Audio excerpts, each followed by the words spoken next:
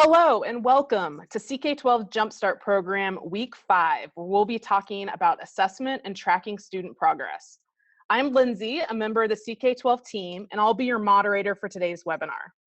Thank you so much for all of you who've been joining us live for these webinars and to all of the viewers who've been watching the recordings from our Jumpstart page. A few reminders about today's webinar. There are 2 windows that you can use for communication throughout today's presentation. The chat window is the place for group discussion. If you want to introduce yourself, discuss grade levels, or what Flexbooks you are customizing, sending a chat message to everyone is a great way to do that. If you want to talk to a member of the CK12 team and get a specific question answered live, you'll want to use the Q&A window to post your questions. We'll be answering questions throughout today's live event. While we don't anticipate any issues with our broadcast, please let us know in the chat window if you have any issues with video or sound. So here we are on week 5 of the 6-week Jumpstart program. The first 3 weeks were largely about getting started and customizing Flexbooks. Last week, we started talking about ways to share content. We're going to build on that this week by talking about assessment and tracking progress. We'll wrap up week 6 with tips for a successful year. Today, we're going to be covering these areas: CK12 practice, creating quizzes, assignments and reports, and LMS integration, including Edmodo, Canvas, and more. We will be using the same format as the past few weeks, breaking down the instruction into small lessons and pausing between topics to answer questions and do any necessary demonstrations. We're also pleased to have a success story to share with you today. Melissa Metcalf will be joining us. Melissa is a middle school science teacher from Kentucky who's running a pilot Chromebook class for her school and uses CK12 and its integration with Google Classroom to assign work, share resources, and track student progress. In anticipation of her joining us a little later in today's program, if there are any specific questions you'd like to ask her, include those in the Q&A window as well, and we'll make sure that she answers them. We will also have a questionnaire for you to answer at the end of the presentation to give us feedback and to record your attendance for those who are seeking documentation of program participation. And as always, even after today's presentation ends, we'll stay on until all questions are answered. Before we start talking about LMSs later in today's program, we want to get an idea of which learning management systems and other tools you're using in your classes. To do that, we're going to launch a poll that will help us focus on the types being used. Please let us know if you use any of the following: Google Classroom, Edmodo, Canvas, Schoology, Blackboard, Moodle, or other. You can see in the poll that you're allowed to select more than one LMS when answering. If your school or district is using an LMS that isn't listed, feel free to choose the other option and then tell us in the chat window the name of the system you're using. We'll give you just a second to complete that poll.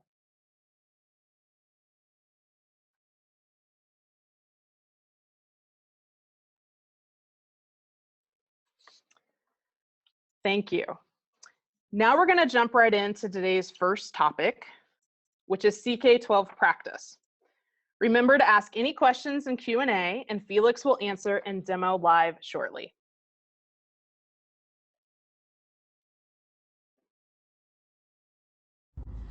CK12's practice contains approximately 150,000 math and science questions.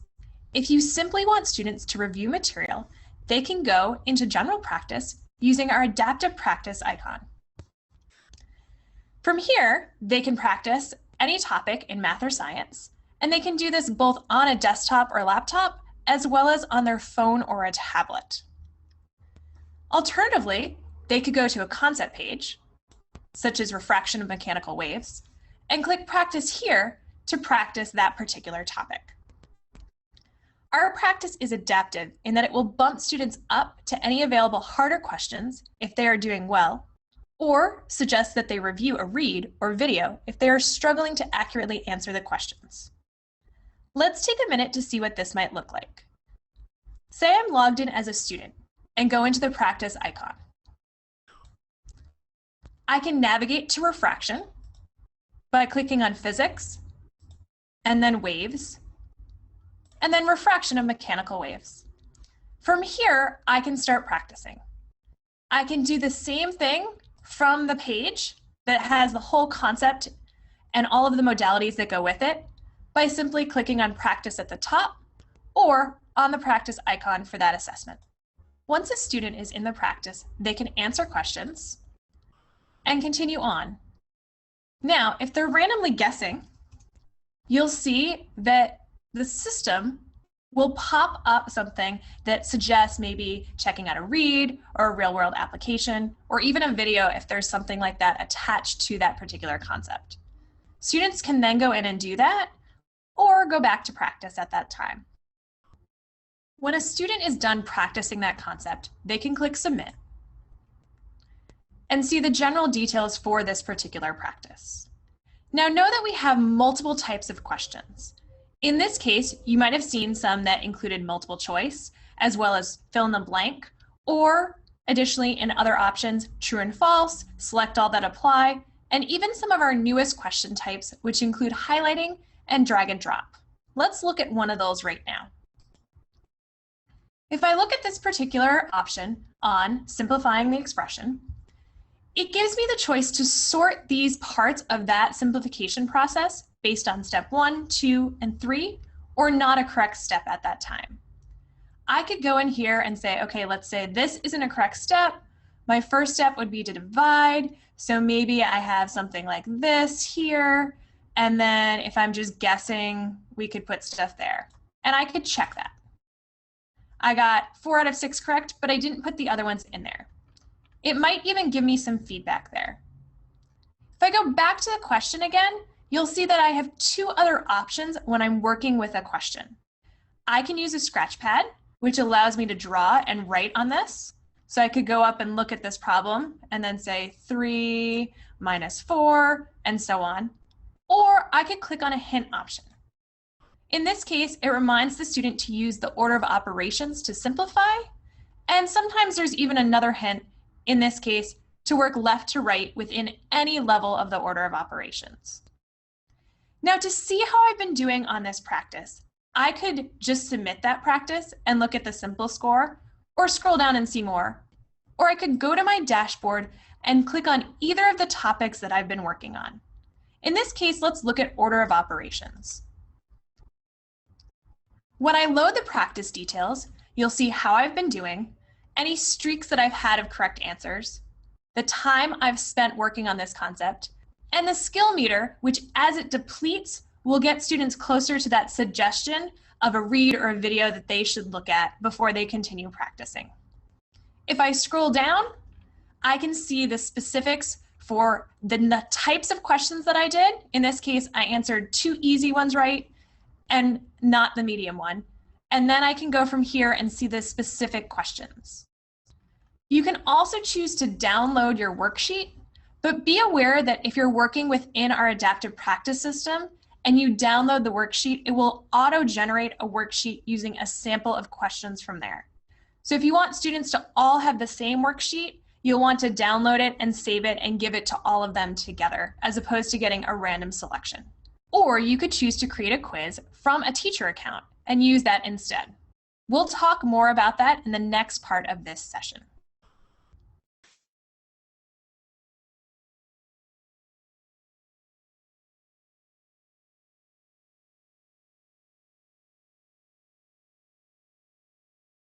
Okay, we didn't have too many questions come in during that lesson, but we want to encourage you guys to continue to use the Q&A window whenever anything comes up. And we are here with Felix, so he's going to tackle any questions and do any additional demonstrations. Hey, Felix, how's it going? Good. So we got a couple questions. Let me share my screen. Oh, yeah. Okay, so I will start with the first one I see. So Pat had asked, is the submit just for students to see?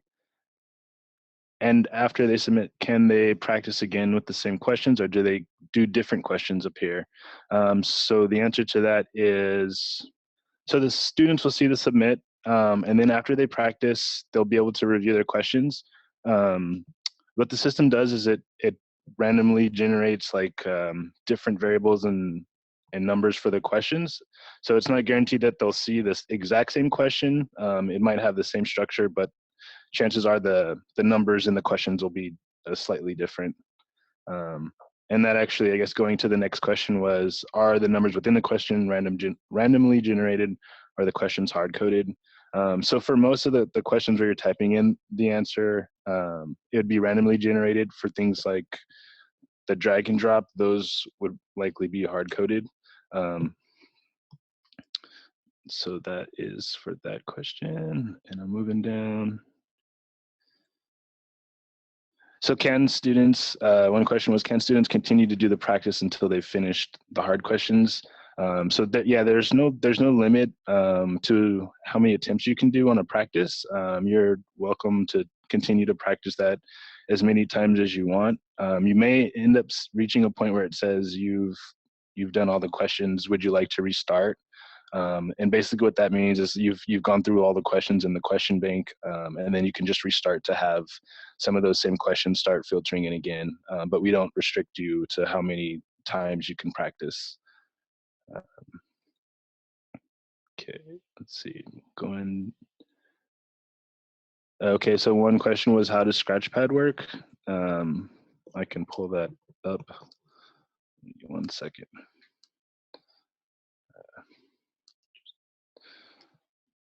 Jump on this guy.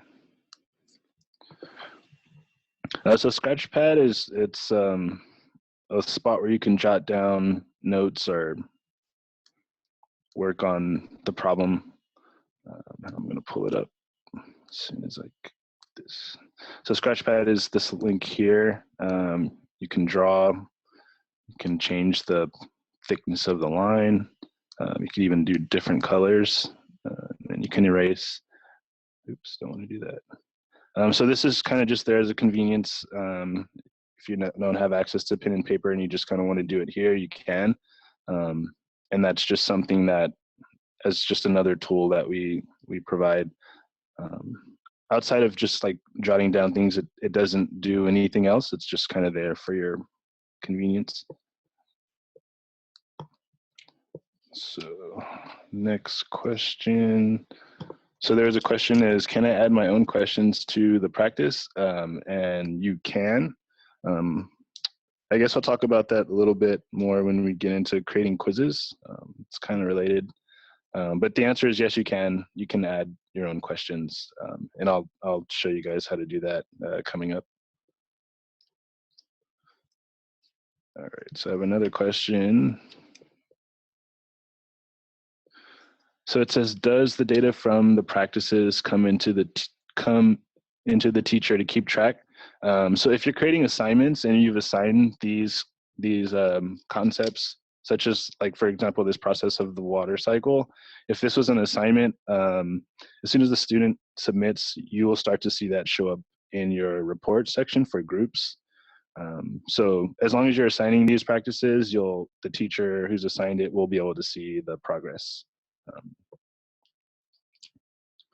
I think so teachers can see the results of the practice if it's an assignment. Otherwise, if you haven't assigned it, you can still create the assignment, and then once they complete it, you'll see it. Or if you just want them to show you the screen. But I think creating the assignment would be the way to do that, and then you can track it for all the students in the group.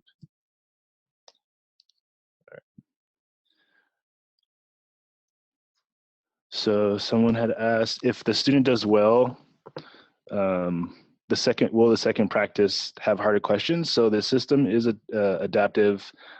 Based on their attempts, it will try to feed them harder questions.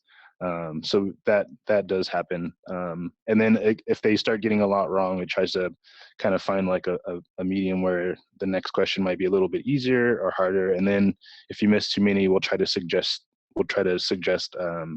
maybe a concept to review, or different modalities like videos and other readings to check out, and maybe to help get them back on track. Okay, so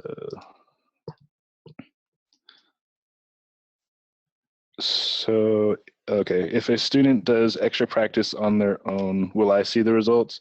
So this question, So if students are doing practice, the only way you'll see the results as a teacher, like in your own account, is if you're assigning them. So if they're doing something that you haven't assigned, you won't see that until you assign it. So if it's something that's not it wasn't assigned to them, you won't see that show up in your reports. So if you want to see what they're doing, you can create assignments, and then that'll allow you to track.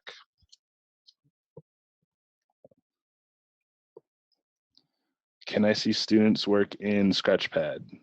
So the answer to that is no. The Scratchpad is kind of just for that moment when you're on the question. We actually don't save any of the I guess the notes or any content that's in there. It's just for each question you get like a fresh Scratchpad, and then once that question's done, that content's gone. We don't keep it for students also. It's just kind of there during the question, and then once the question's finished, it goes away. So the question was, can I see students work in Scratchpad? I'm assuming as a teacher, so the answer is no. All right. So I have another question here. Can the student still complete the practice multiple times and continue to submit the progress? That's yes, the answer is yes. If you guys are creating quizzes, which we're going to talk about next, that you do have a little more control over how many attempts you can do. But for the practices, I think as long as it's not like past the due date, they can continue to submit. All right, another question. Lots of questions. Do students have to be a part of a group / class in order to see results? So students don't have to be part of a group or class to see the results, but for teachers, you will want the students to be a part of your group, because that's how you actually create the assignments. So once you create that assignment, whoever's in the group, once they do the assignment, you'll see the results. So if you want to track any students and they're not in your group, please have them join your group. Actually, let me go back. Please have them join your group, or you can add them or give them the group code and have them. Let's see, let me close this to go back.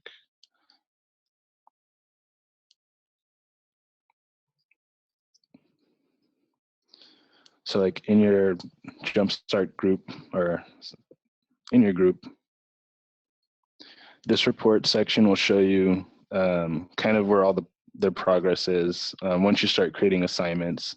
And so if you do want to track your students' progress, have them join your class group, and then you can create the assignments. And then once they start doing it, you'll see this report section start to fill up with their progress. And then you can see the answers that they got right or wrong. You'll have the same feedback as they do.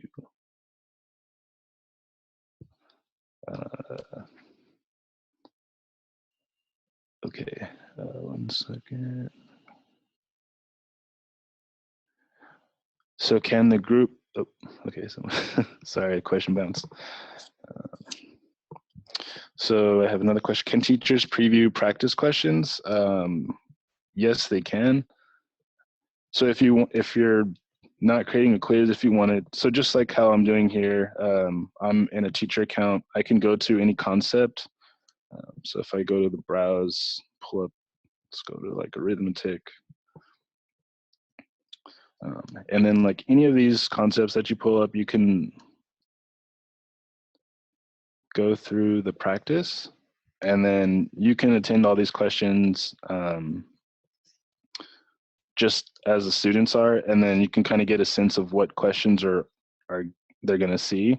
And then again, if you want more control, what you can do is create a quiz, which we're gonna go through next. But quizzes will give you a lot more, I guess, control over the assignments for practices.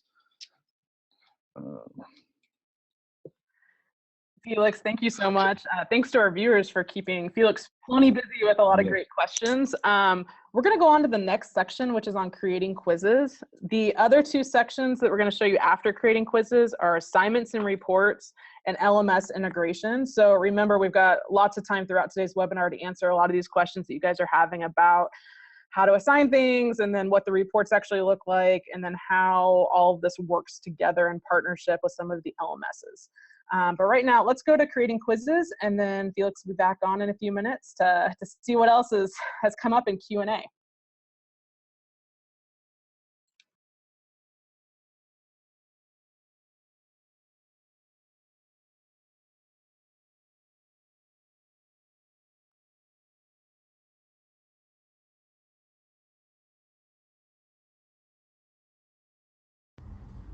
Now that you've seen the basics of our adaptive practice system, let's talk about customizing CK12 practice into a quiz. Basically a tailored fixed assignment regardless of how you choose to use or grade it. To create a quiz, make sure you're logged in as a teacher and go to whatever concept you want to start with. You can start from the adaptive practice page and click on your topic, and then choose to customize from here. Or you could go to that assessment modality within the concept itself and click Customize. Here it will pop up your comment about making a quiz and then bump you into our quiz creation. At this point in time, you can pick a title. Let's say Jumpstart Quiz. You can add a description if you want a refresher for yourself on what's included or for your students. You can change the attempts so that students can't redo the quiz. You can set a time limit for the entire quiz. And you can choose to show hints or shuffle your questions. You can unselect this if you want to treat this as an actual quiz and not allow students to see the hints within our system. If you just want the system to auto-generate 20 fixed questions, you can leave it as is and click Create. If you want to change that number, so maybe you only have 15 questions in your quiz, you can make that you can move that down or up accordingly. And then to edit the actual questions, you can go in by hovering over the box and clicking Edit. From here, you have the choice to reorder. You'll see the type and difficulty, so you could choose to mix and match. Let's say you wanted less multiple choice and just the short answer questions in there. And you can even go below to unselected questions and add them in. At the top, you'll also see the choice to add a question. You can do this from within a quiz or even from within a modality page. If I want to add my own question, it will bump you into the question editor. At this point, you're welcome to pick your type of question. Let's say multiple choice, put in test question for this one, add some answers. In this case, we'll just say answers A, B, C, and D. You could add another distractor.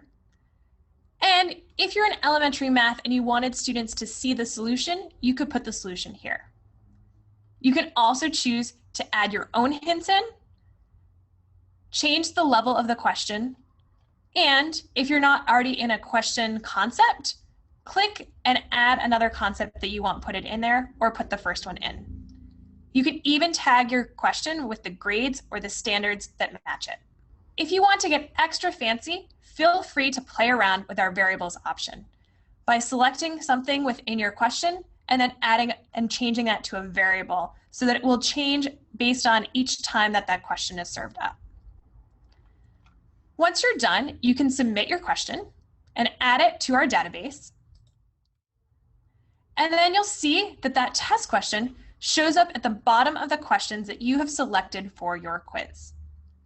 Once again, this is just an option. There are plenty of questions within our database, so you don't need to create your own, but you're welcome to add more to that list. When you're done with this section, you can click Save. And then you can choose to add another question set if you want more than just angle classification in here. Let's say we wanted to add a concept on angles as well. Maybe angles and measurement.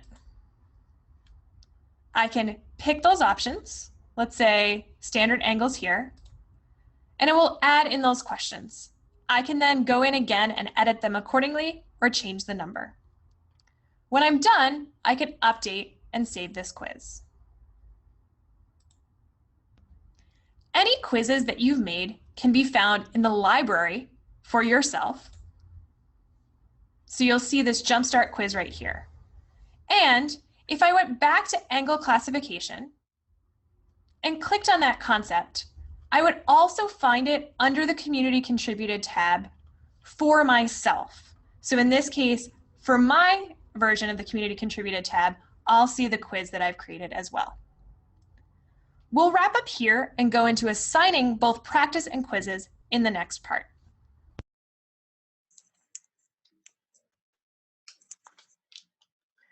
Okay, we're back with more Q&A and demo with Felix. Felix, what question do you want to tackle first? All right, so actually I just saw one. Share my screen. Okay, all right, so there's a question that came in. When creating a test or looking at random questions from the database, can you see all the choices and not just the question statement?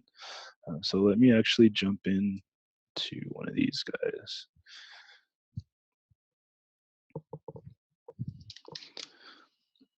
Okay, so right now you're seeing like the questions, type, difficulty, author. There's a little arrow to the left here. I'm gonna go ahead and click on this to kind of expand and preview the question.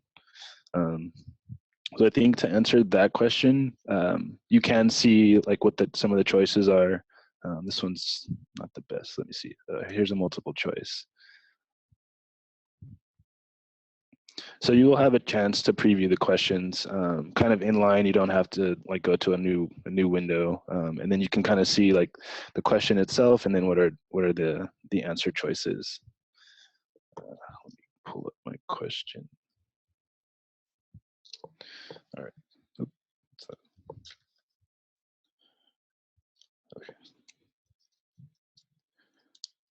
So another question was, can you put an image in the question can you use an image instead of typing the question? So let me go to add question. All right. So once this tool loads, so I just clicked into the question box itself, and then now you're seeing like this editor here. So this editor is pretty much the same as what you'd have when you're editing your content for like your Flexbooks, videos, and things like that. So this option, my pointer's over, is the insert and edit image.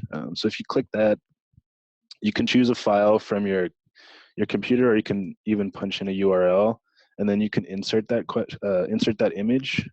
So you do have the option of working with images with your questions. So you definitely could do that, and then type in you know, your answer choices here, and then like Katie showed in the video, there's a solution. You can give it its difficulty setting, and then some more kind of metadata to go along with that. So you can use an image in your question. The editor has a few different formatting options.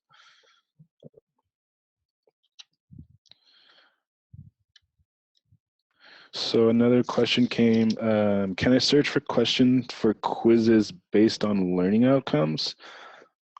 So let's see. We don't have, I guess, a way, we actually don't have like a search built into the quiz creator tool. That's actually, I think, a good suggestion.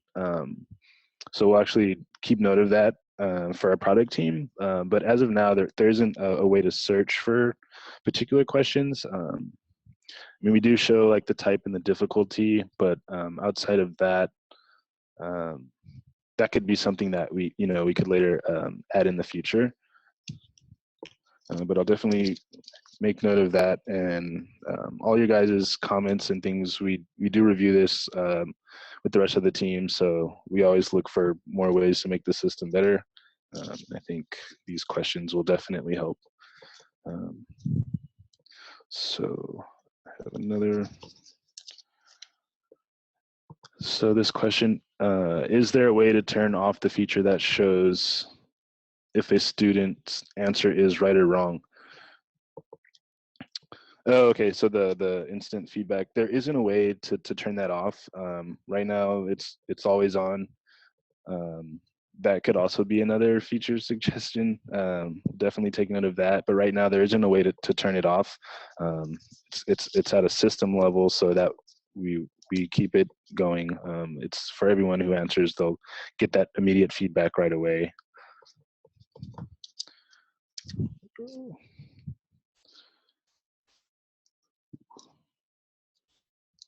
Oh, so another question that came in was, can a quiz be made to open at a certain time? So let me go back here. So this is the quiz editor. You have your questions here.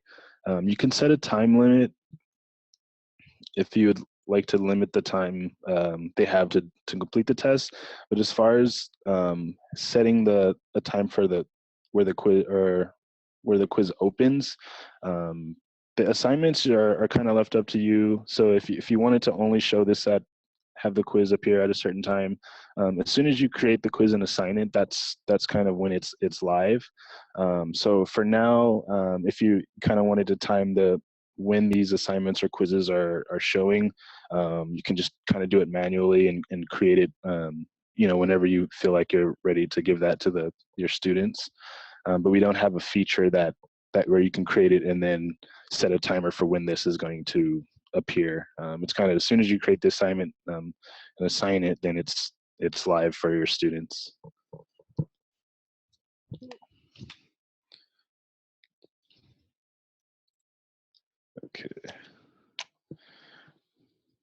Okay, so another question was, will students have access to completed quizzes?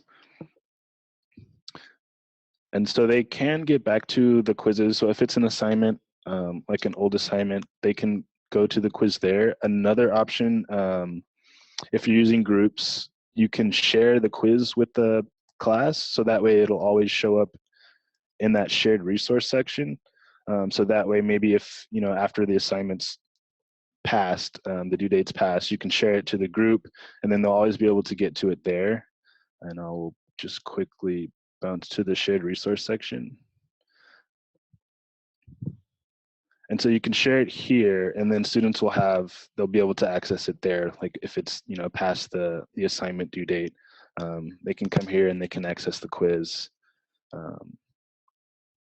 So they will be able to access the quiz after it's been completed.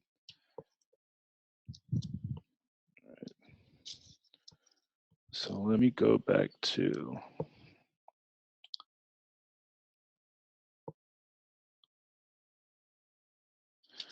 okay.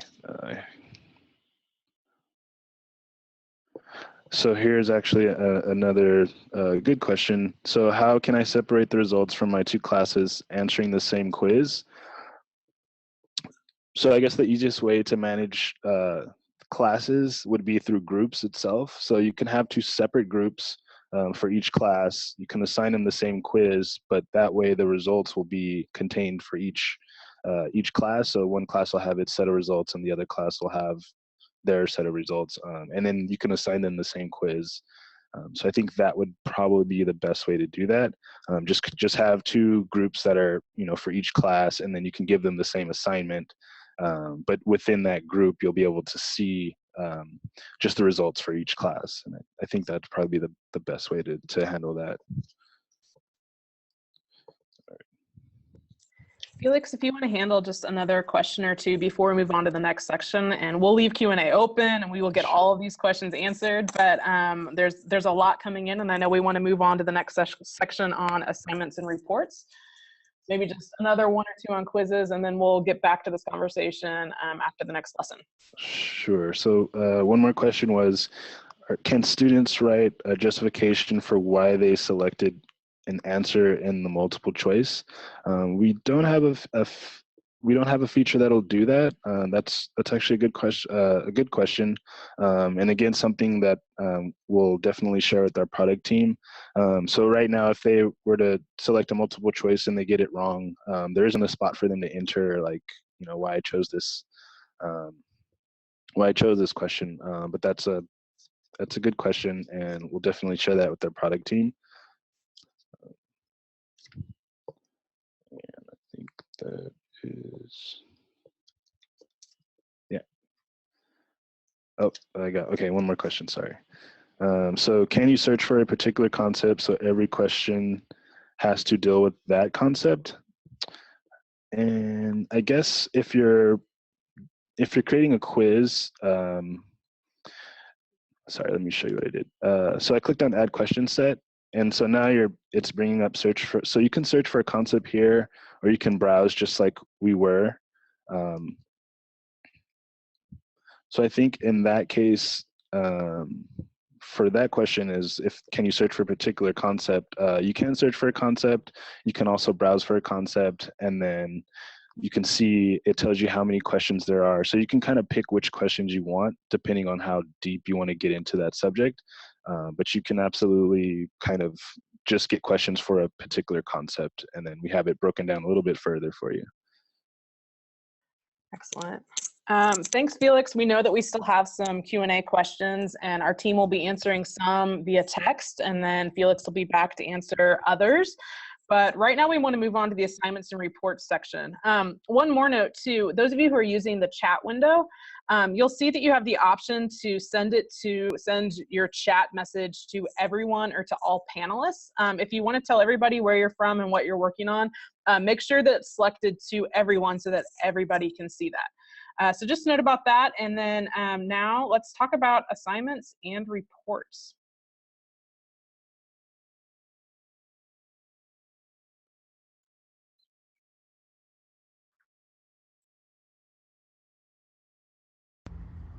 To assign practice and quizzes to your students, you're first going to want to go to your groups page.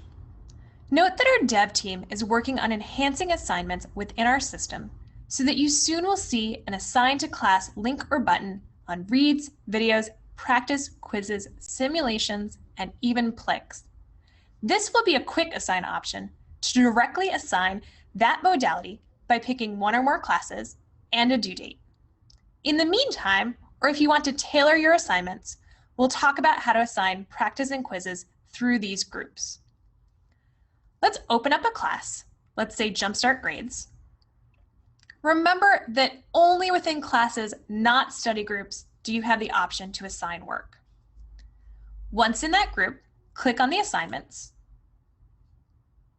And from here, you can create your first assignment.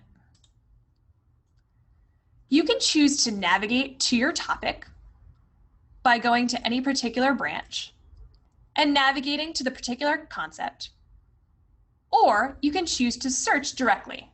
Let's say for processes of the water cycle. Once you've gotten your options, you can choose any parts within there to include within your assignment. At that point in time, you can choose to add other topics. Let's say you also wanted the general water cycle from biology to be included. You could click that as well. Once you've added all of your concepts, you can choose Save. At that point in time, if you haven't added it already, make sure you add in a title for your assignment. In this case, the water cycle.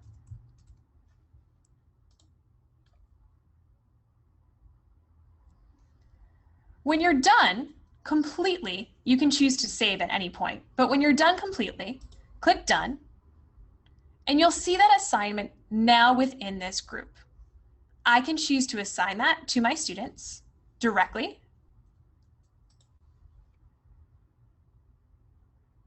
or I could choose to go in and add some extra information, such as the due date for that assignment. You can add the due date before or after you assign it, but let's say we want to add it for next Wednesday, and it will be reflected in the dashboard accordingly.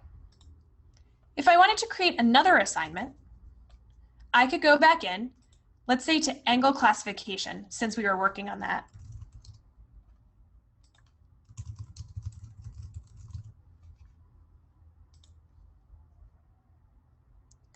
And I could choose to add that topic and also add a quiz to this assignment. Since I made a Jumpstart quiz including that topic, I can simply select that, or I could go in and create a brand new quiz to go with this. remembering that a quiz is just that tailored set of assignments. When I'm done, I can add in my title and save it accordingly. You'll now see another option to assign to that class. Let's say I add in my due date first for maybe the following Friday, and then I can assign it here.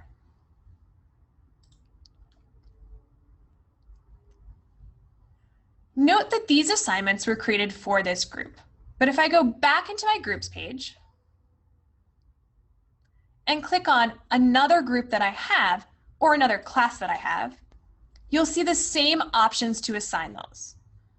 If you want to edit them beyond the due date, please note that you will be editing them across any group that you have assigned that particular assignment to. So make sure that the only change is the due date, or that you create a new assignment if you want a different assignment for that particular group.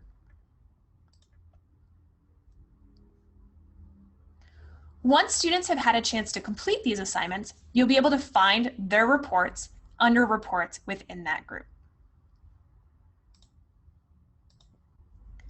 If I go back into a student that's tagged within that group and see the groups page for that student, you'll now see a note that there's a new assignment, and that student can go into the group and click on the assignments and then either assignment that they want to complete at this time. And then they can start. Please note that they can do assignments both within a browser on a computer or even within the CK12 practice app on their phone or tablet. Any work that they do will be reflected within both their reports in their group as well as yours if you have assigned that concept to them. We'll be able to see those reports in a second. Once students have had a chance to do some work that's been assigned to them, you can see how they are doing by going into the group and then clicking on the reports option. From here, you'll see the assignments that you've made and assigned to that particular group, as well as the various students within that group. You have two options. You could look at any particular assignment and see the parts that different people have completed. And then to get more details, click on the percentage. From here, it will load the details of that student. It will tell you the number they got correct, their streak, time spent, and how they were doing in terms of any particular part within there and needing to do more review. If you scroll down, you'll see the level of questions that they completed, as well as the specifics for that question. Alternatively, you could click on a particular person and see the work that they've completed, and then go into any assignment to see how they were doing within that assignment. If a student clicks on the reports option within their group, they'll see the same information in terms of what they've been doing, the level of questions, and their answers, along with an option to keep practicing or to move to the next concept within that assignment. One note, if you look at this reports option and you have a number of students that might not all fit on the screen, we're actually switching our reports shortly so that you'll see people's names as well as the last few assignments that you've created. That way you'll be able to see more of your class as a whole than you might be at this current time.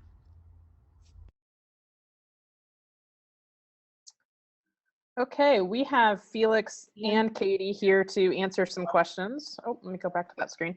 And actually, I think, Katie, why don't you take this first one? Georgia asked, can you show an example of using the variables feature? Sure, yeah, let me open up that quiz and we will be able to see kind of what we're doing in there. So if I pull this up, I'm gonna add a question to this. And let's say I wanted to create a question about slope. So this is loading, maybe it's a multiple choice question, and I could say, what is the slope in the equation, y equals 3x plus 5. And in this case, because I'm gonna make some of these variables, I'm gonna not put it in the math editor. It's a pretty simple piece. And I can go from here and I can say, I wanna create a variable. And I wanna create a variable that's my slope. And I can say, I'm gonna choose it from a set. So let's say the slope could be -5, -4, -3, 2, 1, +1, 2, 3, 4, and 5. Okay, and so I'm gonna add that in. And now I have this variable m that I can work with. And so I can actually take that m and place it in here instead of the 3. And then I can do the same thing, let's say for my y-intercept. I could say I'm gonna create a variable b. And instead of doing it from a list, I could also do it from a range. So I could say starting from -5, ending at +5, interval is 1. And I want it to not be the same as my slope so that it doesn't randomly generate kind of 2 answers in there. And I can add that in. And then I can replace this 5 with my slope, or with my y-intercept. And now within the answer choices, I can say I want my right answer to be m because I'm asking about my slope. And I want other distractors to be b and maybe even x and y. So then I could do that and I could submit this. Now granted, it probably shouldn't be an angle classification, so I'd want to re-tag that, but I want you to just see what this question looks like. You could have actually previewed it there. Or you could preview it within the quiz by doing what Felix had shown you earlier by kind of toggling down and seeing that question. So let's see if we can add this question in here and show you what it looks like. So if we go down here, you can see this question. And that little $ thing just is showing you that it's a variable. And it says, okay, what's the slope in the equation when y equals -2x + 4? So I'm going to say do that. And then if I try it again, it will auto-generate a new set of numbers in there. And so that's a case where you could use the same exact question within your quiz, but each student would get a slightly different variation because each time it pulls that question, it's generating a different number in there. And that's different than randomly assigning your questions. Like if you randomize your quiz questions, they'll show up in a different order, or if you randomize your answers, they'll show up in a different order. But using that variables feature, which you'll see in some of our questions, but you can definitely create more using that feature if you want students to have different answers for their questions, but really be asked the same level of question and the same type of question. So that answers the variables piece. I'm going to kick it back over to Felix, who can take over from here and continue answering some of our open questions. Thank you, Katie. So let me share my screen. So, excuse me, another question that came in was, can students print out a quiz? So I am actually on that same Jumpstart quiz. Actually, let me show you how I got there. So from the library, I clicked on the quiz itself. So it brought me to this page here. And so to print out the quiz, there's a couple options. So you can download a PDF, which will give you a PDF version. There's a couple choices, like, do you want the answer key, or only for odd, or yes, give me the answers for all the questions. So those are the options, and then you click on download. And you'll see a prompt. So as soon as this is generated, it'll email it to you, and you'll get a file with the questions and answers if you chose it. So that would be the way to print out the quiz. And you can also do the same thing for practice. It'll have the same feature. Oh, and then another question about creating questions for the quiz. So there, someone had asked, will cut and paste work for uploaded images? And I think the answer to this, for creating quizzes or using any of the editors in our system, we always suggest using the upload or the URL feature. So if I go into edit, just to show you what that looks like.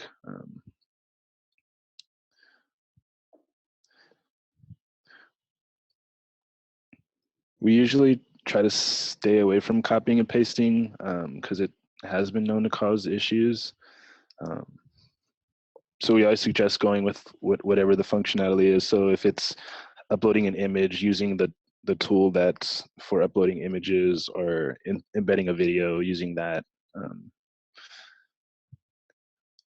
So this is again the insert image. So you can choose a file from your computer, or you can type in the web address for an image, and that's the way we always suggest inserting images. So I would say to not cut and paste. I know it's sometimes easier, but I would say just for best practices, just use the insert image tool. Okay, let me see. Okay, so this one says, can a teacher print the report? So let's see. There we go. So the report for the quiz, let me just click on one of these guys here. So this is actual student attempt, our test student attempts. As you can see, this is the same thing that they usually see after they've completed. So you'll see exactly the same report that they're seeing. As far as printing this out goes, you could print it out, or you could, if you want to screenshot it, you can screenshot it and send it. But we don't have like kind of like how we had the download, the worksheet download for the quiz. We don't have an option for that, but you're more than welcome to, open up the reports here and view them. And another question, let's see. Okay, so this question from Christine, she said, do I see each of their attempts in the reports, or do I only see their most recent attempt of the quiz in the report? So this one is the most recent, the one that I'm looking at now. So you'll see the most recent attempts for their reports. Students will be able to go back to previous attempts, but right now what I'm looking at is their most current. Okay, and so I'm looking at another questions. All right.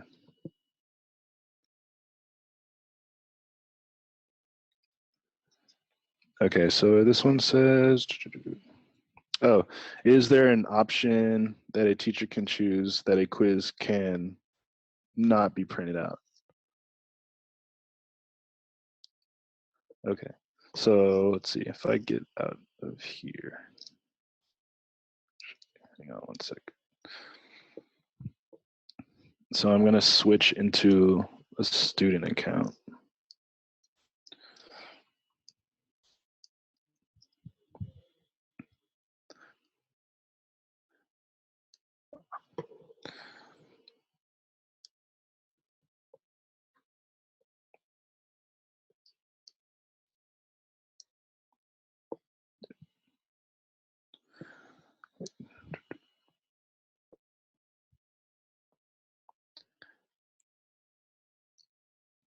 All right, student.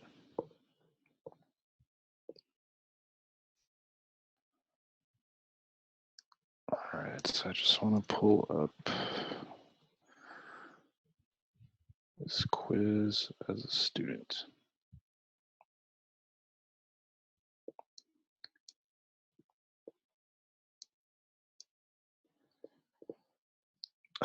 So for students, they'll still be able to download the PDF. There isn't an option to turn it off. Also, I guess for that the question on, are you viewing their most recent attempts? So like I said, students will be able to get to like previous attempts, but what you're seeing in the report was their most recent. So if you did want to see that, you can always ask the students to show you some of their recent attempts. Awesome. Thanks everybody for all the great questions that keep coming in. We'll continue to answer them, but right now, let's go into our last section that is on LMS integration. I know this has been a big topic throughout all 5 of our Jumpstart weeks, and hopefully we can answer any remaining questions you guys have about using CK12 resources with your local systems at your schools and districts.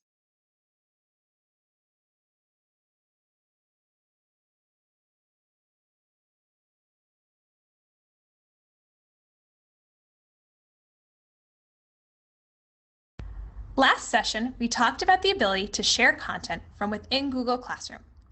You can do this through the green share pane on any page or from within a Plix by clicking on these 3 dots at the top and then the email icon to pull up those share features. This session, we're going to talk about some of the other learning management systems and tools that are integrated with CK12. Since this whole session is on practice, let's start with Edmodo and assigning practice from CK12. Once you're logged into Edmodo, you can go into Spotlight and then choose to explore apps. From here, search for CK12, making sure to put in the hyphen, and you'll see the options for science and math practice. At this point, you can add these to Edmodo and use them for student practice, from which you'll see various grades and reports on how they are doing.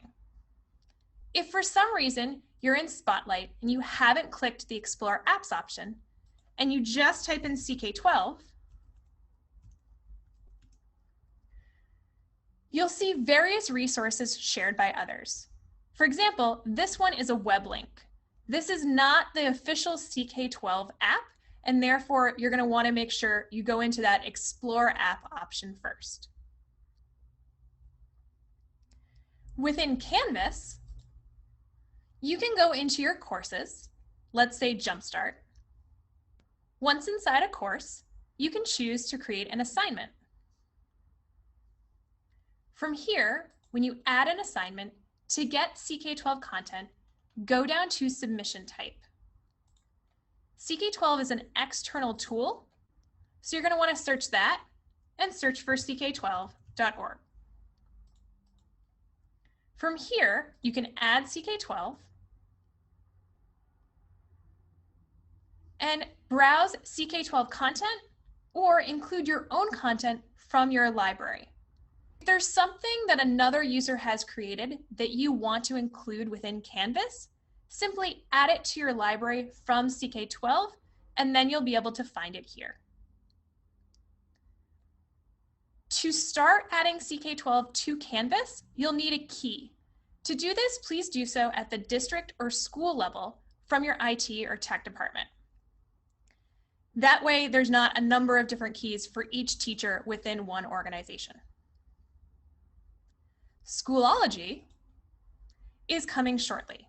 This integration will be launched in the near future and will work similar to Canvas in that you can assign work, whether that's a read modality or another resource, or practice, which will also share grades back to Canvas or Schoolology. Blackboard has a slightly different integration at this point. To find CK12 content, go to Blackboard Open Content, which used to be called Explore, and click Discover. From here, you'll see that CK12 is featured content, and you can simply click on that and then explore and add whichever content you want from CK12. If you show all content, you'll see the over 1,500 resources that we've added to Blackboard Open Content for you to use. Both Clever and ClassLink have single sign-on options for CK12. This means you can choose to add those to those systems and then simply click on the CK12 icon within them to log in directly to CK12. To learn more about other tools and apps that are integrated within CK12 or that we offer, you can check out our Tools and Apps page. To find this, go to the bottom of any page and look at Tools and Apps under By CK12. One extra one that might be useful for all of you that are using Chromebooks in your school is the Chrome extension. By doing this, you can preload CK12 on all of your school's Chromebooks, and then students can simply click on the CK12 icon within their apps within Chrome. If there's something that you are using that isn't integrated with CK12, please let us know and we can talk about the potential for future integration. Great. We were just having an internal team discussion here during that lesson, and Felix is going to clarify a little bit of what we were talking about in the last Q&A regarding printing and links and quizzes and practice. Felix, why don't you take it from here? Right. So that link, when I was in the student account, here we go, start video. So when I switched to this, when I switched to the student account, you notice that I had a link to the page of the quiz that had those options. And so the way I had got there was from that teacher account. I had opened the quiz itself. So essentially I had like the direct link to the quiz. So as long as, if you're not in, I guess to backtrack, so for assignments, the link that they click on and open takes them right to the quiz. So they kind of bypass that page altogether and they're like directly on the quiz or the practice itself. So if you're not sending them like direct links to that quiz page, they won't be able to get to the options to download that quiz. So yeah, if you're not, like if you did the share to groups, that would be one way.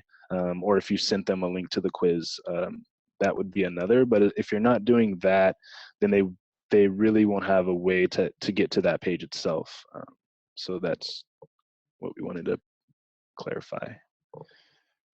Okay, great. Thanks for clarifying that. Right now, we're going to move to a success story with Melissa Metcalf in conversation with CK12's Katie Hammond. And Melissa has been using the integration with Google Classroom. And so while Katie and Melissa are talking, keep populating Q&A. We're going to continue to answer questions. And then specifically, if you have any questions you would like Katie to ask Melissa, Q&A is a great place to ask those as well, so she can answer anything that you guys want to know. So Katie and Melissa, are you guys here? Yes, we are here. Let me start my video if I can, and we'll start going from there. So Melissa, thank you so much for joining us. We look forward to hearing about your experience using CK12 and the practice tools that we have. So maybe, I know Lindsay gave you kind of a bit of an introduction, but maybe you could share a little bit more about what you're doing within your school and in your pilot classroom and how kind of you came about to use CK12. Okay. I am a 7th grade science teacher. When I first started teaching 6 years ago, I was 6th grade science and there was not textbooks. We had a classroom set of 30, so no student can take one home. And you really couldn't say, yes, you're having trouble, take this. There was no, it was limited. So I did some researching on my own and found Flexbooks on Kindle. And then I just started integrating them that way. As I progressed in teaching and then was given the opportunity to do the Google Classroom and the Google Chromebooks, then I was able to start using the program just like it's really meant to be used. So I started to build my own Flexbooks and building my own classrooms and things like that. Great, thanks. So it sounds like you're using both practice features and Flexbooks within our school, and that came partly from your need to, since you don't have textbooks in your school, to work with that. But as a teacher, it sounds like you found this out. Were there any restrictions in terms of you found it and you just got to use it, or did you have to navigate getting approval for that, or what did that look like? No, actually I found it and I just started integrating it. And I did the same with the Chromebooks. I just asked for the extension to be downloaded. They downloaded it, and then I just started sharing it with some of the other teachers. It's worked great with our non-traditional snow days where the students are working at home instead of here in the classroom because it's too dangerous to travel. So my administration has really supported me, but it was actually, legwork was all mine. Got it. Great. And so kind of talking about, I know there's a question in here that talked about sharing classroom content. with parents. And I know, kind of talking to you beforehand, that you've had positive experiences from parents. So maybe you can talk more about what that looks like in terms of sharing content with parents. Okay. So in our county and district, for the most part, nobody really has textbooks to send home. So the moment that the teachers found out, the parents found out, your student will have a textbook online, they fell in love with it because they knew they could get it anywhere. As long as they had internet, they had the classroom textbook. So they really loved it. They loved the fact that they was able to read the chapters and sections and help their their children with their homework and assignments. Mm-hmm. And how did you share that textbook with them? Did you email them a direct link? Did you share that through like Google Classroom and then had students share it with their parents, or what did that look like?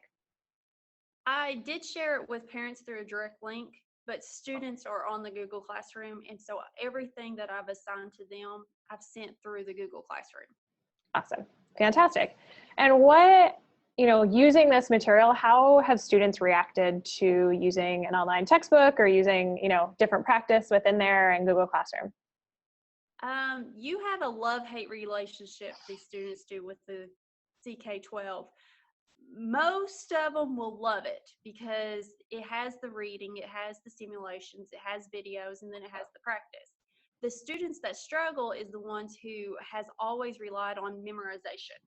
With the practice part of CK12, it is designed to apply your knowledge. It's not memorization and then just spit it back out. You're actually taking what you've read and what you found in the videos and simulations and applying it to new situations. And it is increasingly harder and harder based on your response to the questions. So some students love it. And the odd thing is my students who normally struggle are the students who's more successful than the students who are so used to memorization. They found it harder because it's not regurgitation. It's not just giving back exactly what I gave them. Mm-hmm. Fantastic. What about, you mentioned kind of a bit the students that had struggled before. How have you used CK12 to address different students' learning abilities kind of across various spectrum? Kind of what I was saying a minute ago. You have the reading, and Mm-hmm. we will read it actually as a class. So everybody has the CK12 section on their computer, and I have it on the overhead, and we're kind of popcorn reading around the room. So everybody's following around. So that gives you those students who needs the visual and the auditory. But then the simulations has really been helpful because they're seeing that applied in these situations. And the videos has been extremely helpful with a lot of the students. What I've done is I've started doing like a demonstration. We'll read the content, we'll work through the simulation, we'll talk about it, and then they're finding, I can do this. This is not that hard. I understand this. Awesome. We had a question that came in earlier for you about data tracking when collecting data from Google Classroom or in our case. And so maybe you can talk about how you use groups in CK12 and how you use the integration with Google Classroom and what that looks like. Okay. I learned through experience, you want to make each class their own group. I had one class, one big group, and everybody was in it, and the reports was really, really hard to go through because you had 120 kids. So this year, each classroom has their own group. So that only gives me 24 to 30 students to look through. So as far as practice goes, I'm going to go that route, but you can also walk around the room and just always give them 80% or higher. So once they get that 80%, I'm happy. They showed mastery. So I can walk around the room, check them off in my grade book, or I can pull those CK12 reports. Worksheets and quizzes that's embedded within the program, you can just send straight to Google Classroom, and the students can just key in their response and turn it back in through Google Classroom. You're able then to grade it and just post it just like any other assignment. So it's really super easy. Great. And for that piece, Google Classroom, just to reiterate, I know it's probably come up a couple times in here today. One that, we're working to kind of redesign that report so that you can see all of your students instead of all of the assignments. So that will be helpful. And then kind of talking about what that further integration with Google Classroom might look like to make your life easier within your class. I think one of the other biggest questions that we get is, okay, this is great, but I don't have the time to do it or figure it out or customize it or use it. So what would you say to a teacher that was kind of worried about that component in using CK12? If you can use a smartphone, you can do this. And honestly, if you can use a remote control, you can do this. Last night I was working on 2 of my Flexbooks during commercial breaks of a show me and my children was watching. And actually during this program, this webinar, I've been working on another Flexbook. If that tells you how quickly and easy it is, you're just going through, you're finding your strands for your standards, and you're just going, yes, I need that. And I'm clicking and dragging, and just, it's so super easy.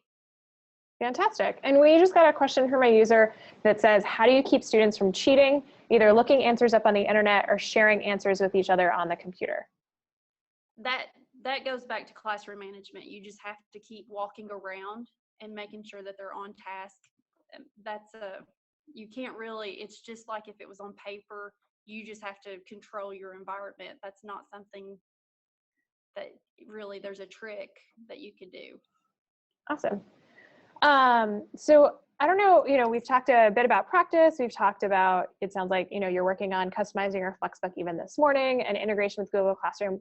And you even mentioned simulations. Like, as a whole, if you were thinking about, okay, I'm going to plan my lesson for next week, what might that look like in terms of pulling all those pieces together?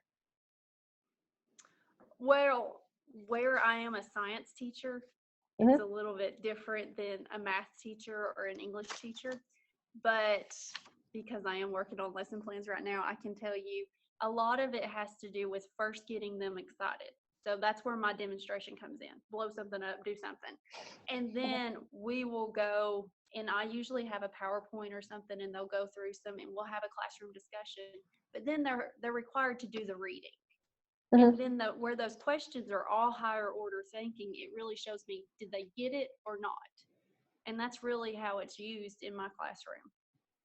Awesome.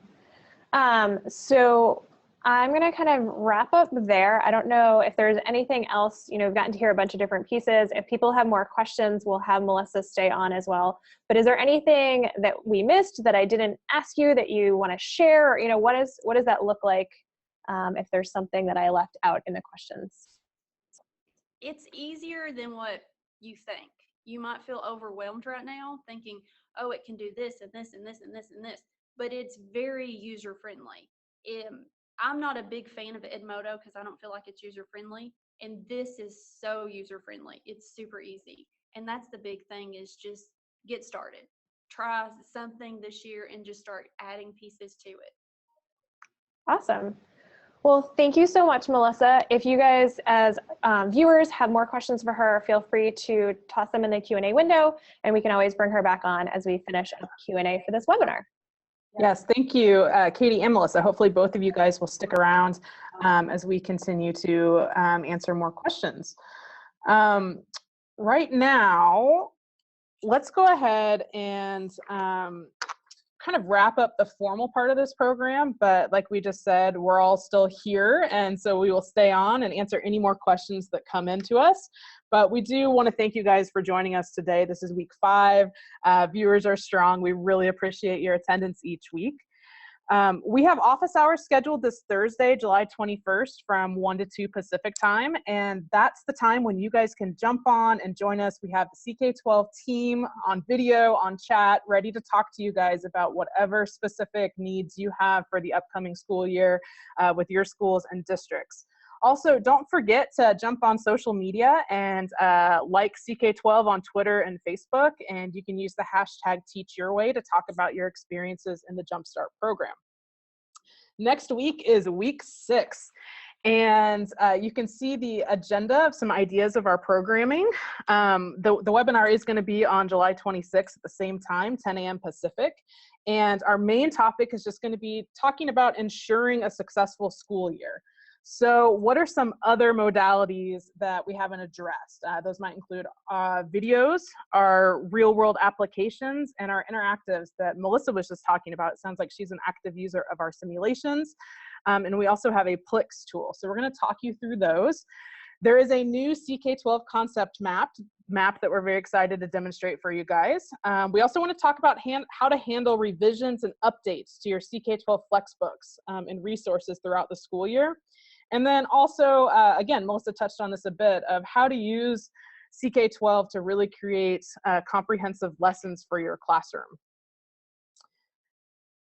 We'll also have guests from a couple of school districts that have done some amazing work. So if you have questions for them, feel free to post them on our form this week, and we'll make sure that, again, all of your questions get addressed.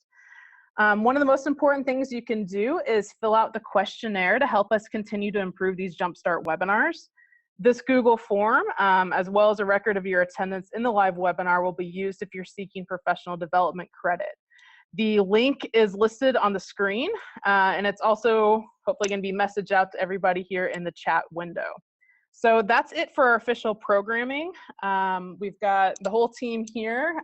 We'll go back to Felix first, and if you have more questions for Katie or Melissa, keep posting them. So here we go, Felix. All right, so I wanted to answer a couple questions that I missed.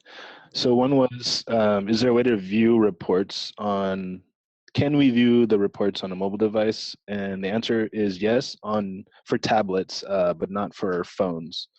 You might get lucky if you have a big enough phone screen, but tablet devices are supported for viewing the reports. Another question that actually came up, which was a good one, the question was, can students log out of CK12 mid-quiz, log back on and finish the quiz later? So the thing with the quizzes is we start tracking, we count it as an attempt as soon as they open the quiz. So if it's a quiz that you have like a set number of attempts on, like say 1, if they were to start the quiz and then bounce back out, that would count as their attempt. So that's something to be mindful of. But for like the practices, you can do those a number of times, and then if your quizzes are set to unlimited or they have a few more attempts than just 1, they should be able to get back in and do the attempts, as long as they haven't reached that limit, if you've set 1. I think that was, yep, that was the questions that I had.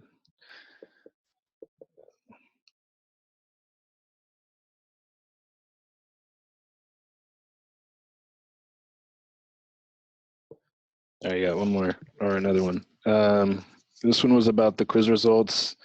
So when quiz results are obtained, can they be added to my gradebook on Moodle? So we don't have an export feature. I know some LMSs offer that, where you can kind of download it as like a CSV or something like that. We don't have an export feature. So I'm not too familiar with Moodle, but I guess if there's an option to manually add it, you can, but for right now, we don't have, there's not a way for us to kind of send the grades there, if that's what you were looking for. And we don't have that export feature as of yet. I know we're working on making the reports a little bit easier. But for now, yeah, we don't have I guess a clean way for you to add the quiz results to like Moodle or any other LMS. And speaking of Moodle, there was another question on, do we plan on integrating with Moodle? We do have Moodle on our roadmap. Once that integration is done, it'll be very similar to the Canvas workflow. So for most of our LMSs, they'll all have that same look and feel. So if you were to check out our help center, we have some articles on that, and you can kind of get a sense of what that looks like. And plus the video that Katie was doing earlier. And then there's another question. Okay, so this one is, can you change due dates for students who were absent from class? So right now, our assignments in groups is kind of for a group context. We don't have like individual assignments. So if you were to create like another assignment, it would go to that group again and to all the students. So one option you could do is create another group for them, or if you're using a quiz, maybe just send them a link to the quiz and they can do it, and maybe print out their results or send you a screenshot. But if you were to change the due date, it would affect the entire group and not just the individual students. That's the questions I have. Wait. Oh, one more.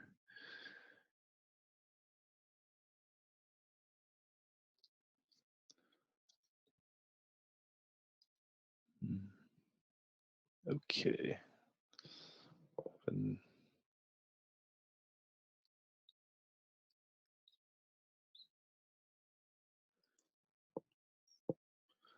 So we had one question that just came in that says, can someone who has experience with the data analytics feature give some examples of how they used it for reteaching or intervention or differentiated teaching? And wow, that's an interesting question. And I don't know if any of our teachers, I don't know if Melissa, you're still on, or Katie, if anybody with teaching experience wants to talk about maybe how to interpret that data for differentiation. Sure, I can talk for a second. If you're looking at your data and seeing how students are using something, let me see if I can pull up a group in here. And granted, this group was just made for this week and assignments, so it doesn't have a ton of data in here.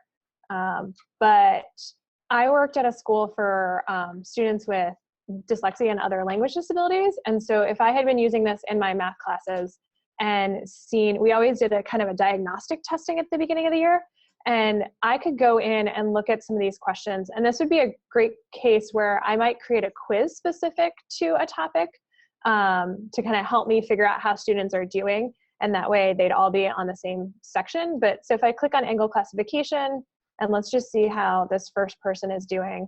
They have 2 questions correct. They've spent a bit of time working on this.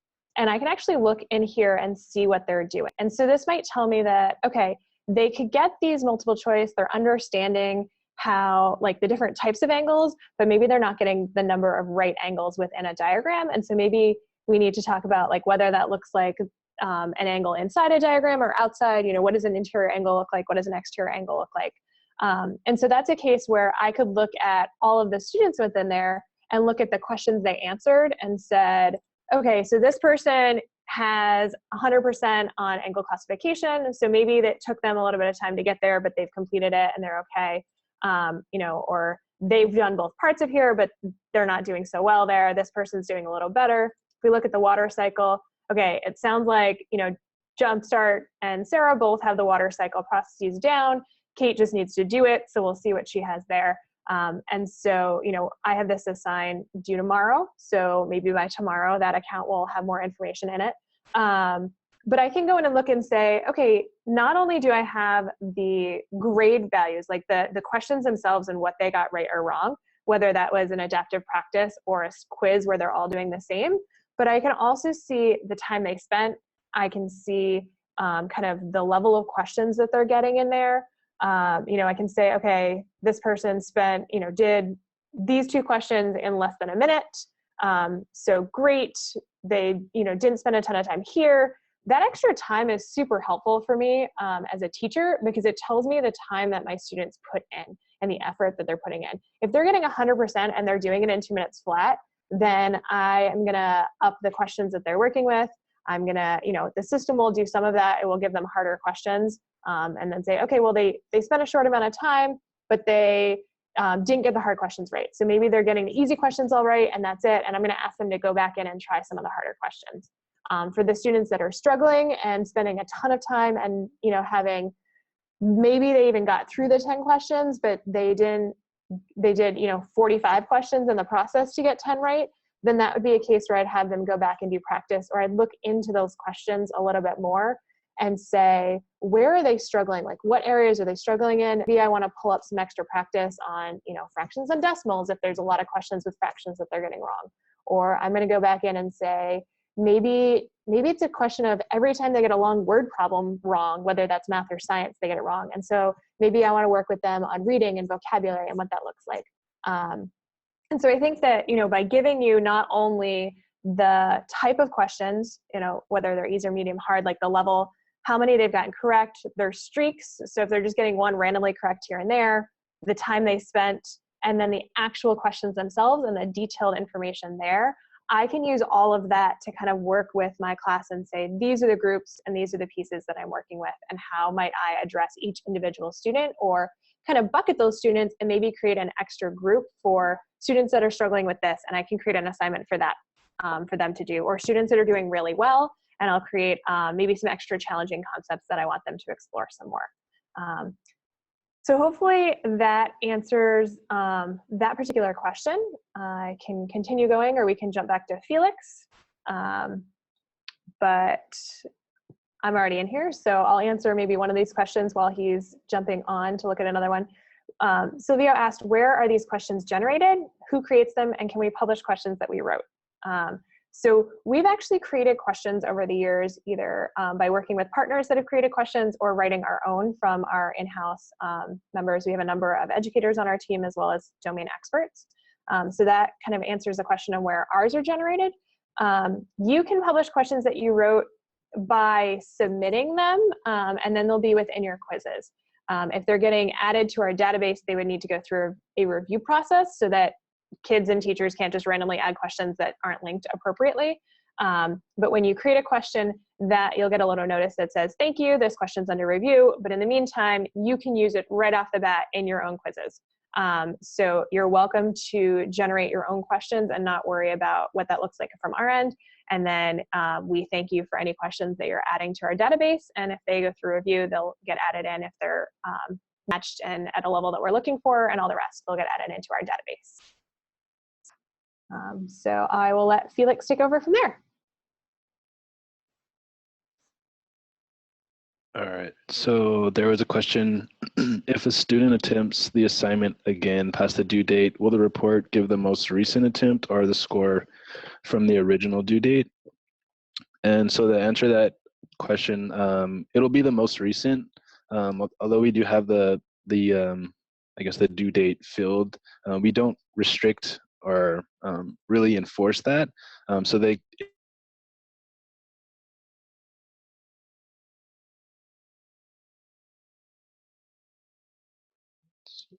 and then let's see, there's another one on the quizzes. Okay, so this one.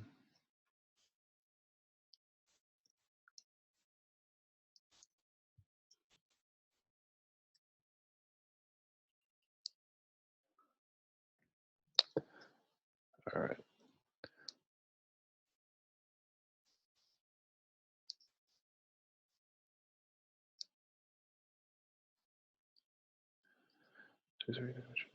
So this one.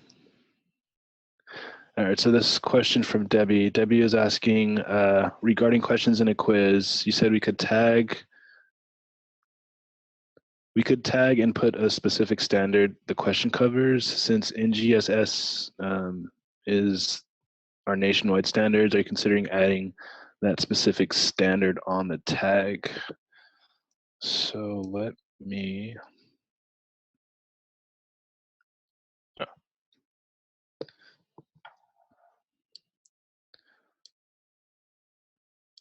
share this guy.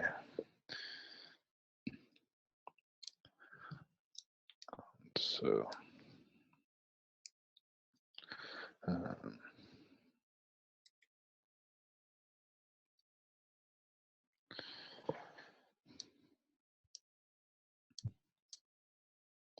let's see.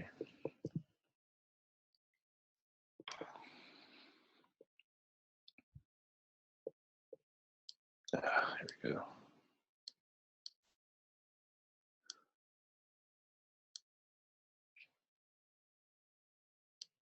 Okay, I just wanted to see something. So what I did was I clicked on the standards. I punched something in just to bring up this little browse. I clicked on browse, and then under subjects, I went to a science one.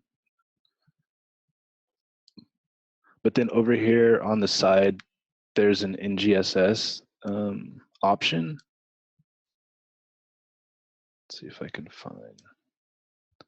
There you go. GSS.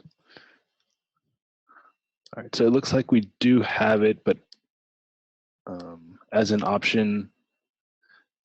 So if you know like a specific standard, it might come up. I'm not too familiar with that, but we do have it as an option. And then once you find it, you should be able to add it. And so let's see, there's another question. Is there an average? Average of all these. Okay. So this one's asking, is there an average of all the attempt options? That Kate.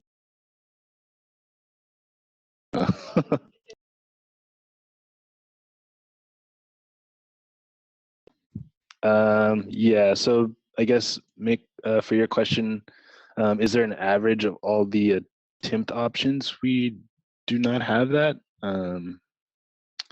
But again, that's, we are trying to improve a lot of our assessments and things like that, especially the reporting. So all these questions, things that we don't currently support are definitely feedback we're going to try to work into our system. Okay.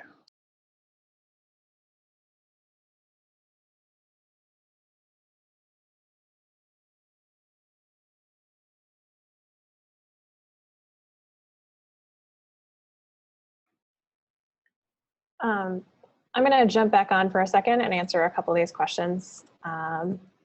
So I've used the practice tool a little more, and so hopefully this will give you some answers. Silvio asked about using a URL to import an image into a quiz. It works the same way that you would if you were doing it within our editor itself. So if I was going to go to my library and open that quiz, and in the new question, let's see if we can pull this up. When you insert any image, so let me create a new question for here.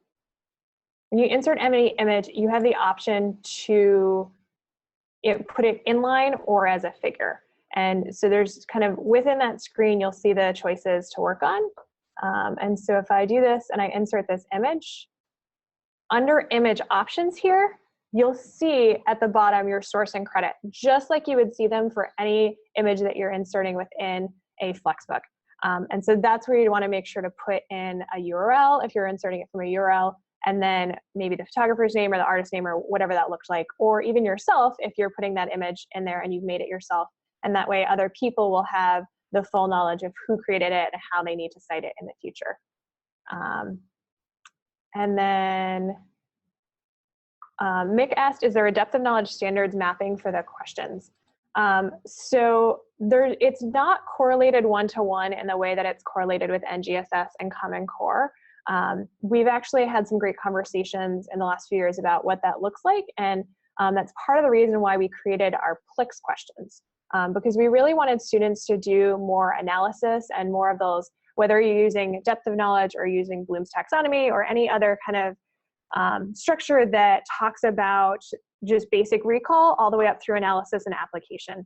And so, some of these question types here, the drag and drop and the highlight, were aimed at getting at that idea of really categorizing and understanding how different pieces work in. Discussion questions, which you'll find in our PLIX tool, as some of the challenge me questions are really getting at that conversation piece. And then the PLIX themselves are really built to be that environment where when you see multiple questions, they build from kind of your basic, did you understand this PLIX and this interaction, to those higher order thinking components. So I would say we've addressed it in that component in terms of, for any particular concept and any particular question, there's not a direct standards mapping, but you could pull a quiz up for that concept and pick and choose your questions so that you have some multiple choice that are basic understanding, and then some higher level thinking questions, and you can always create your own drag and drop or discussion questions to go within there, and that might kind of address that component. So that answered that piece. We had a question about, is there a way to see the score for the attempt that was done by the due date? So you can see, I mean, I would guess for that component, you're gonna wanna check your reports at that point in time. You can, I know that Melissa had talked about going around and just checking, you know, off to see how students were doing at any point in time in her classroom. So you could kind of look at it from that direction or from the other direction. And I know the like timestamps in different pieces is something that's come up a couple different times on how do I open and close something so that I can see, you know, they did this by this time, even if I don't get around to grading it all that night, because as teachers, we all have crazy busy lives. So that's been, you know, I would say kind of just double check on it. You can screenshot anything at that time to see what they've done. You can walk around and check your answers from there. And we'll continue to work on enhancing our reporting and our scores so that it addresses the needs that are brought up to us.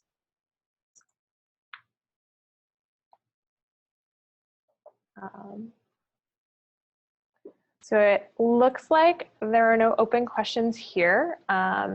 You are more than welcome. Oh, there we go. We got one more option.